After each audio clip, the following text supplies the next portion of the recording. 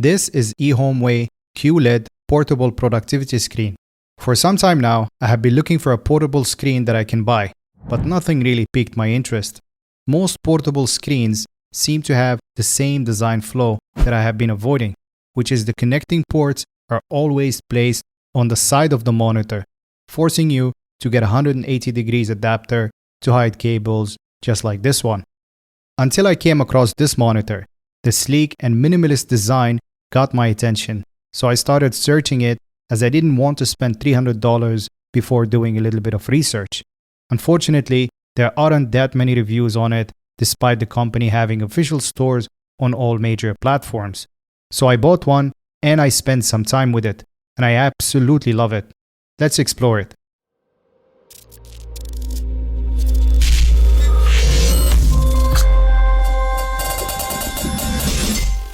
First of all, what is a portable screen?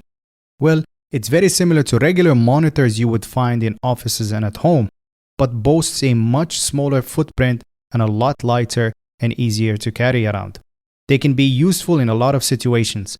As an example, if you're someone who spends time working from a coffee shop and don't have the luxury of an extended monitor setup like you would in an office, or you might be addicted to your Nintendo Switch but sick of staring at a small screen, or even a desktop gamer or streamer who want to have a monitor for chat or stats. You get the idea. I ordered mine on AliExpress, but you can also find it on Amazon and the company's official website. They have a variety of screens, and this one retails for around $300.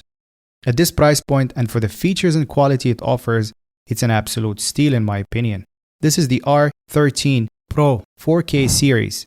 It also comes in a non-touch, touch and stylus combo. I picked the latter since it wasn't a big jump price-wise, with a difference of about $60. My first impression is that it feels really premium, all metal built, super thin, and feels solid in the hand. It features a QLED technology, which is why I picked it, because it's slightly cheaper than an OLED version and very bright, rated at 500 nits of brightness.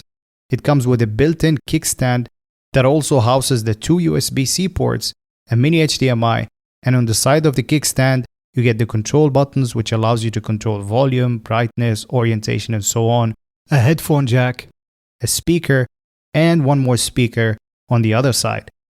It's rated at 1 watt each. It's not mentioned on the website while you're browsing it, but I got this information from the company. On full blast, it's a bit louder than a dual speaker smartphone. When you're holding it, it feels like you're holding a thin iPad.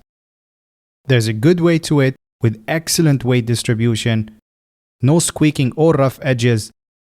The kickstand is spring-loaded and gives you a satisfying click when you attempt to close it. The all-metal build with the matte finish feels good on the hand and is very fingerprint resistant.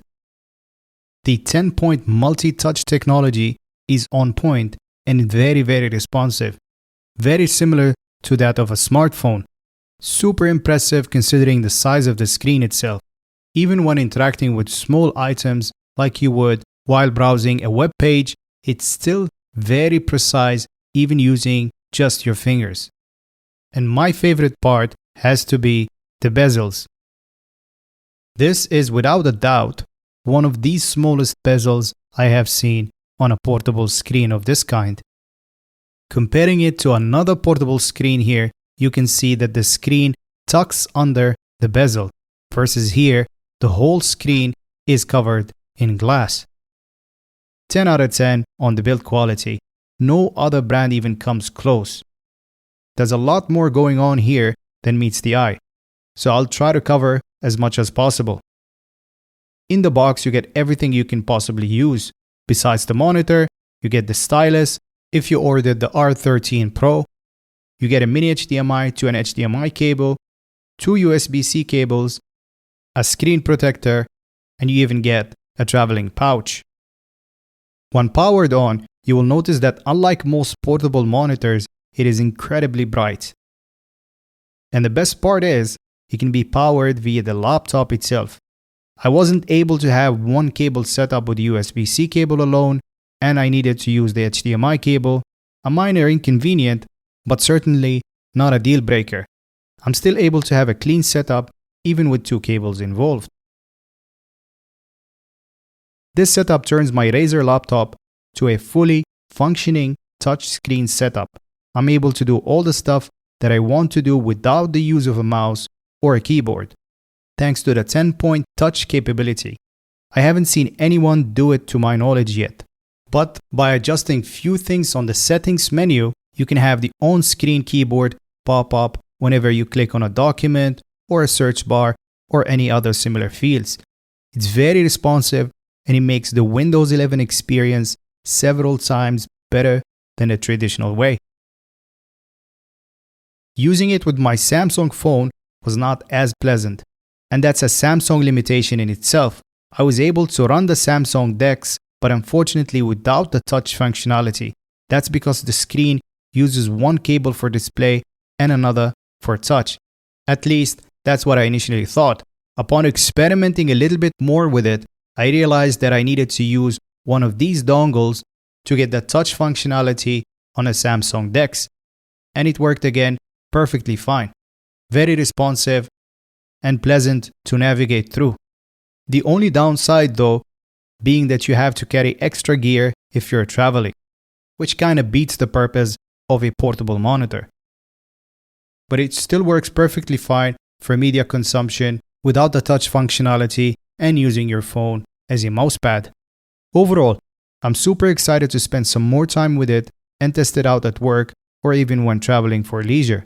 I do want to point out that they do sell an OLED screen as well, which has a better color accuracy, especially with black. But you need to pay a little bit more. For my use case, it's a bit of an overkill and I can't even tell the difference. I'm a huge fan of these portable screens as I think they offer something few other products can offer. They're very versatile and can be used in a ton of scenarios. I bought mine during a flash sale and it cost me $278.